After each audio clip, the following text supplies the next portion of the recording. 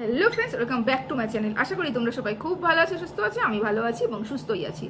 আচ্ছা, একটা গুরুত্বপূর্ণ ভিডিও না তোমাদের সামনে আবার হাজির হয়ে গেলাম। এটা খুব আমার যেটা মনে হচ্ছে, আমার দৃষ্টিভঙ্গিতে কি মনে হচ্ছে সেটা নিয়ে আমি একটু বলি। কালকে তোমরা সবাই দেখে নিয়েছো যে কিমা স্বীকার করে নিয়েছে ফোনদীপ কারোর সাথে চ্যাটিং করছে। একজন নয়, ফোনদীপ যে বহু মানুষের সাথে, বহু মহিলার সাথে চ্যাটিং করছে সেটা কিমা তার ভিডিওতে স্বীকার করে নিয়েছে, তাই তো? আমরা এখান থেকে জানতেই পারলাম যে কিমা স্বীকার করে নিল, তার মানে কিমা জানতো ব্যাপারটা। কিমা শুরুর থেকে জানতো ব্যাপারটা যে ফোনদীপ কারোর সাথে চ্যাটিং করছে, কারোর সাথে দেখা করছে, কারোর সাথে কথা বলছে, ভেতরে ভেতরে অনেক কিছু চলছে। কিমা সম্পূর্ণভাবে জানতো। আমার বক্তব্য এখানটা নয়। আমার বক্তব্য, প্রথম যখন সুতপা এই কথাটা বলল যে ফোনদীপ কোনো মহিলার সাথে চ্যাটিং করে, তখন কিমা সেটাকে ঢাকার জন্য কি বলতে আসলো না না, কিভাবে ও চ্যাটিং করে। একজন ভিউয়ার্স যদি একজন ব্লগারকে, প্রিয় মানুষকে, ভালোবাসার মানুষের সাথে দেখা করতে চায়, সেটা কি নোংরা কথা বলা হয়? সেটা কি নোংরা ভাষা, নোংরা কাজ করছে সেটা কি বলা মানায়? এই কথা কিন্তু কিমা বলেছিল।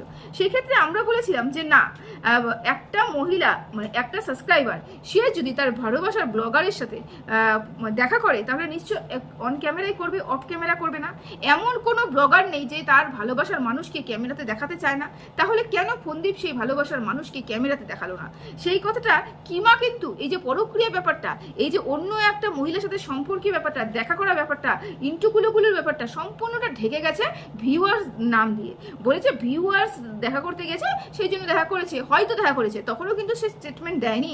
সুতপা যখন একের পর এক সব রিভিল করছে, তখন সে এসে বলেছে হ্যাঁ বেশ করেছে, ভালো করেছে। যেই মহিলারা বাপের বাড়িতে চলে যায়, সেই পুরুষের কি অধিকার নেই যে অন্য কোনো মহিলার সাথে কথা বলতে? তার মানে কিমা কোনো এক জায়গায় বলছে যে তুমি পরক্রিয়া করতে পারো, পরক্রিয়া কোনো সমস্যা নয়, পরক্রিয়া তুমি আরামসে করতে পারো। যদিও এই পরক্রিয়ার জন্য তোমার ভাই বউকে, মানে আমার ভাই বউকে আমি বাড়ির থেকে বের করে দিয়েছি, নোংরা কথা বলেছি, ওয়াইটিতে বিক্রি করেছি, অথচ সেই ভাইকে আমি পরক্রিয়া করার জন্য যোগান দিচ্ছি।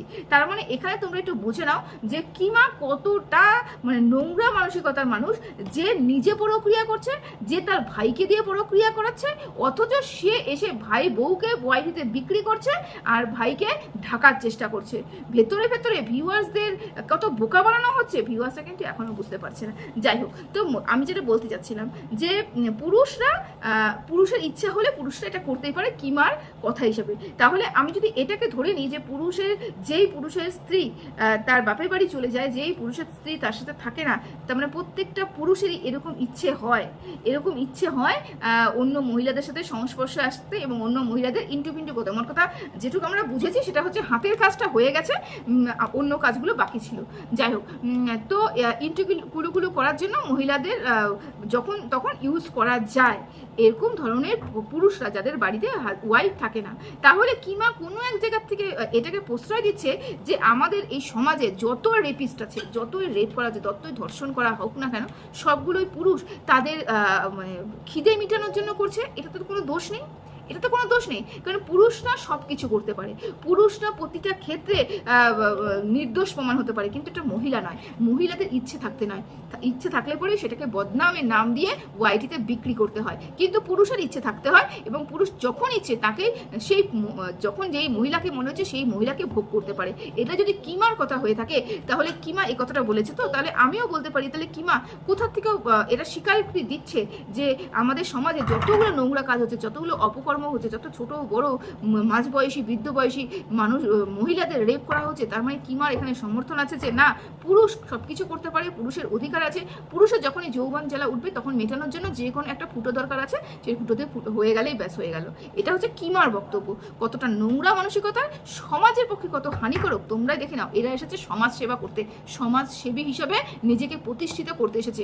আচ্ছা, যাই হোক, আমার এখানে অন্য একটা পয়েন্টে কথা বলার আছে। সেটা হচ্ছে কিছু ভিউয়ার্স এবং আমার কিছু একটা সন্দেহ হচ্ছে। সেটা হচ্ছে টিনাকে হঠাৎ করে বাড়ির থেকে কেন বের করতে দেওয়া হলো? টিনা এমন কি কাজ করেছিল, এমন কত বড় কাজ করেছিল যেখানে টিনাকে বাড়ির থেকে বের করে দেওয়া হলো? কারণ একটা শুধুমাত্র একটা চ্যাটিং করেছিল, তার সাথে কিন্তু তার দেখাও হয়নি।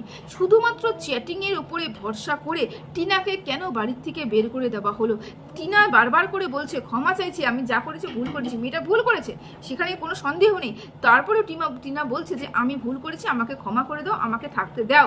কিন্তু এ বলছে যে না, থাকা হবে না। এ করলো কি, বাড়ির থেকে তাকে মানে তার উপরে অত্যাচার শুরু করলো। দেখো কল রেকর্ডিং যেটাতে আমি শুনেছি, নিজের চোখে তো দেখিনি, যেটুকু শুনেছি সেটাতে মনে হলো টিনা চিৎকার করছিল, টিনার উপরে নির্যাতন করা হচ্ছিল। ওই ভয়েস রেকর্ডিং কিন্তু আমরা তাই শুনেছি। তার মানে ওই একটা চ্যাটিংয়ের জন্য টিনাকে বাড়ি ছাড়া করা হলো। তোমাদের কোথাও গিয়ে মনে হচ্ছে না যে এখানে বড় কোনো প্ল্যান আছে? শুধুমাত্র চ্যাটিংয়ের জন্য টিনাকে ঘরছাড়া করা হয়েছে? তোমাদের মনে হচ্ছে না এখানে বড় কোনো প্ল্যান আছে? দেখো আমার যেটা মনে হচ্ছে, আমি যেটা উপলব্ধি করছি সেটাই তোমাদের সাথে শেয়ার করছি। একটা মেয়ে চ্যাটিং করেছে, শুধুমাত্র সেই চ্যাটিংয়ের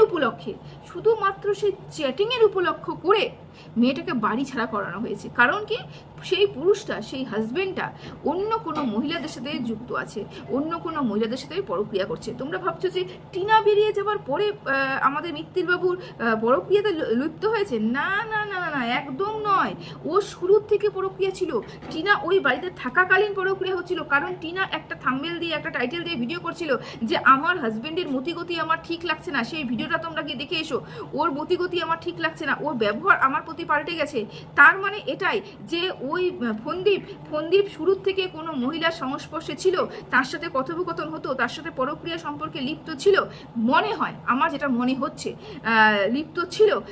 তারপরেই টিনাকে ফাঁসানোর জন্য হয়তো টিনা ওই ফোকলাকে হাই বা হেলো বলেছে, কিন্তু টিনার হয়ে ভালো ভালো কথা হয়তো ল্যাপটপ থেকে ফন্দীপে বলেছে, এবং পুরোপুরি প্ল্যান করে। এক নম্বর তো টিনার মাথা মোটা, টিনার মাথায় বুদ্ধি নেই, সেটা বারবার করে বলছি। টিনার বড় দিদি হিসাবে আমি বারবার করে বলতে পারি টিনার মাথায় বুদ্ধি কম আছে। তাই এই কাজগুলো করে যাচ্ছে, এবং ফন্দীপ বিভিন্নভাবে ছেলেটাকে উস্কাচ্ছে, মানে ফোকলাকে উস্কাচ্ছে যে তুমি টিনার সাথে আরও বেশি কথা বলো, আরও বেশি যোগসূত্র তৈরি করো, আমার সুবিধা হবে টিনাকে বাড়ির থেকে বের করতে। তোমাদের মনে হচ্ছে না ব্যাপারটা কোথাও দুয়ে দুয়ে চার হয়ে যাচ্ছে? একটা চ্যাটিংয়ের জন্য টিনাকে বাড়ির থেকে বের করে দেওয়া। টিনা বাড়িতে ফিরে আসবে, 2.5 মাস কোনো কেস করলো না, তবুও টিনাকে ফিরতে দেওয়া হলো না।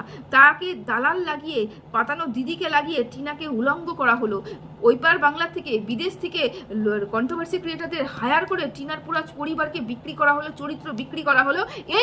যেই পুরুষ ইন্টুগুলো করতে করতে ডান্সিং করে ডান্স করছে, হাতের কাজগুলো করছে, অথচ তার বউ শুধুমাত্র একটা চ্যাটিং করেছে। টিনা চ্যাটিং করেছে, অন্যায় করেনি আমি কথা একবারও বলছি না, অবশ্যই অন্যায় করেছে, কিন্তু কতটুকু অন্যায় করেছে যার জন্য টিনার জীবনটাকে এরকম করে তছনছ করে দিল এই ফন্দীপের পুরো কন্ট্রোভার্সি ক্রিয়েটাররা, ফন্দীপের দালালরা টিনার পুরো পরিবারকে, টিনাকে ওয়াইটিতে একদম ল্যাংটো করে ছেড়ে দিল। কতটা অন্যায় করেছে, অথচ এই ফন্দীপই পেছনে ঘুরে অন্য 1.5 বছর বয়সী একটা বাচ্চা আছে যেই মহিলা, সেই মহিলার সাথে ইন্টু করছে। ভাবতে পেরেছো ব্যাপারটা? এখন বলা হচ্ছে ফন্দীপ বাচ্চা ছেলে, ফন্দীপকে ফাঁসানো হয়েছে। কি সুন্দর না কথাটা? ফন্দীপ বাচ্চা ছেলে, ফন্দীপকে ফাঁসানো হয়েছে। টিনা বাচ্চা মেয়ে নয়, টিনাকে ফাঁসানো হয়নি। টিনা চ্যাটিং করেছে, তাও টিনাকে ফাঁসানো হয়নি। টিনা পরক্রিয়া করেছে, নোংরা মেয়ে ছেলে। কিন্তু ফন্দীপ পুরুষ, ওদের পুরুষত্ব আছে। ফন্দীপ কোনো অন্যায় কাজ করতে পারে না। বিভাসের উপরে সব কিছু ছেড়ে দিলাম। বিভাস তো তোমরাই বলবে কি ব্যাপার, কি বৃত্তান্ত, তোমাদের কি মনে হয়, বুঝতে পেরেছো? আর লাস্ট একটা পয়েন্ট আমি যেটা বলতে চাই সেটা হচ্ছে, কিমা একটা কথা বলেছে যে ফন্দীপ যা করছে ওর ছেলেকে দেখে রেখে করছে। ওর ছেলেকে একা ছেলে রেখে তো করেনি, ছেলেকে ফেলে রেখে তো যায়নি। তো ছেলেকে যদি ফেলে রেখেই না যায়, তাহলে ডান্সিং করে ফন্দীপ একা কি করছিল? সাথে তো ছেলে থাকার কথা ছিল, তাই না? ছেলেটা কোথায় ছিল? ছেলেটা ছিল তার ঠাকুমার কাছে। তার ছেলেটাকে তো ফেলে রাখা হয়েছিল। ছেলেটার যখন মানসিক শারীরিক অবস্থা খুব খারাপ, ছেলেটার যখন কি বলবো, খুব অসুস্থ হয়েছিল, মাঝখানে কিছুদিন বেশ ছেলেটা খুব অসুস্থ হয়েছিল, তখন কিন্তু ফন্দীপ ওই পিঙ্ক কালারের ব্যাগ আলির সাথে রেস্টুরেন্টে দেখা করেছিল। ছেলে তো অসুস্থ, ছেলে ঠিকঠাক করে খাচ্ছে না, ভিউয়ার্স আছে, ছাকিয়ে ধরেছিল এই ফন্দীপকে, ছেলেকে যত্ন করো, ছেলেকে খাওয়াও, ছেলেকে কি সেদ্ধ ভাত খাওয়াচ্ছ, সাদা ভাত খাওয়াচ্ছ। তখন ওই পরিস্থিতিতে ছেলের ওই শরীর খারাপের মধ্যেও ফন্দীপ কিন্তু পিঙ্ক কালারের ব্যাগটার সাথে বসে রেস্টুরেন্টে খাবার খাচ্ছিল। তাহলে ছেলেটার প্রতি অন্যায় করা হয়নি? ছেলেটাকে খুব যত্নে রেখেছে। ফন্দীপ কোথায় না গেছে, শুধু অফ ক্যামেরায়, অন ক্যামেরায় কিছু করেনি। ভেতরে সমস্ত কিছু করা হয়ে গেছে এই 8-9 মাসে। আর এখন বলতে বসেছে, ঢাক পেটাতে বসেছে যে আমি সৎ, আর আমার উপর কেউ আঙ্গুল তুলতে পারবে না, আর টিনা অসৎ, টিনা অসতী, টিনা অন্যের রস খেতে যায়, আর নিজের রস অন্যর ওপরে ঢালতে যায়। এটাই হচ্ছে মেন ব্যাপার, বুঝেছো? তা আবার গামছা মাথায় দিয়ে আর দিদিদের আঁচলের নিচে ঢুকে মুখ লুকিয়ে যাতে কেউ দেখে না ফেলে, কিন্তু কতদিন সত্যি তো বাইরে আসবেই, তাই না? তো চলো সবাই ভালো থেকো, সুস্থ থেকো, আজকের মতন টাটা।